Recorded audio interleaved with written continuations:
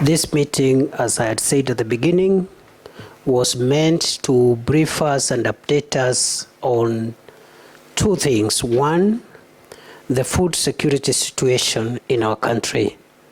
And it is clear that although in some parts of the country we have had depressed rainfall, in the short run, we do not expect to have a major food deficit situation. And therefore, I think it's important that the country be assured that our food security is stable. However, in the spirit of preparedness and being ahead of time, we have received scientific information from the weather experts in Kenya and globally that later in the year we are likely to have enhanced rainfall in form of El Nino, which might affect a number of things, including food security, infrastructure, public safety because of floods and other things, and the supply chain of basic commodities. It may affect our public health situation and so forth and so on. For that reason, again, we want to assure the country that there is no need of panic, and we are engaged. All the ministries, department agencies, all organs of state are engaged to ensure that in the event of the actualization of the prediction by the scientists, the country is prepared and we are not taken to surprise. We will ensure that we mitigate and take action to make sure that we do not have a disruption of a civic order. We don't have disruption of movement of goods and services. We don't have public health concerns that could hurt the public good.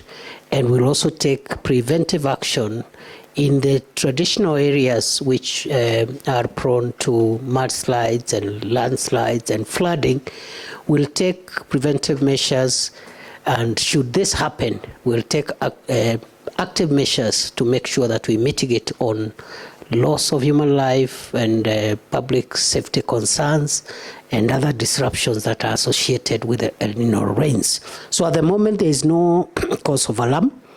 The government is continuously engaging to make sure that the stable food security situation we have remains so.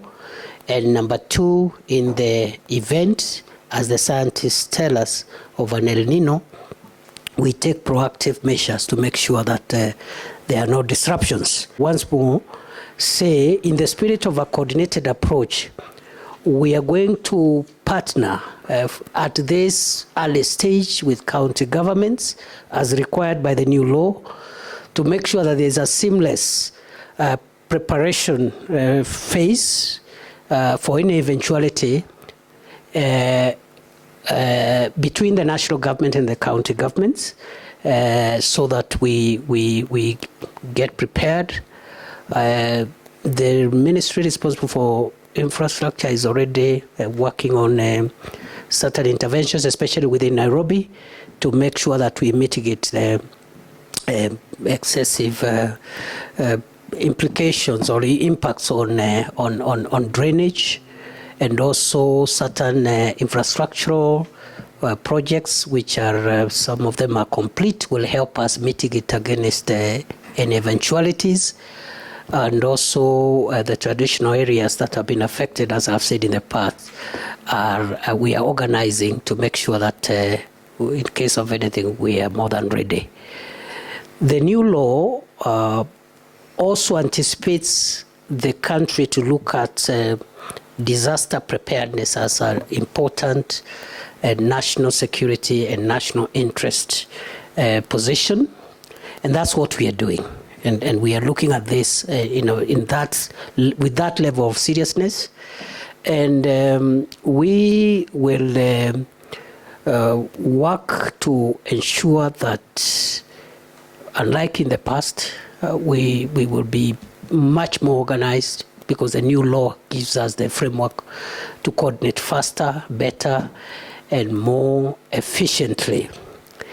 And because disaster management is now more comprehensively approached, we have also received a brief on our continuous preparedness against any eventuality because of the Ebola situation in Central Africa.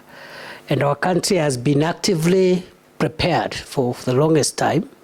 We have also received a brief, and there is no cause of alarm. So far, no cases reported, but our preparations and simulation and contingency measures are fully in place.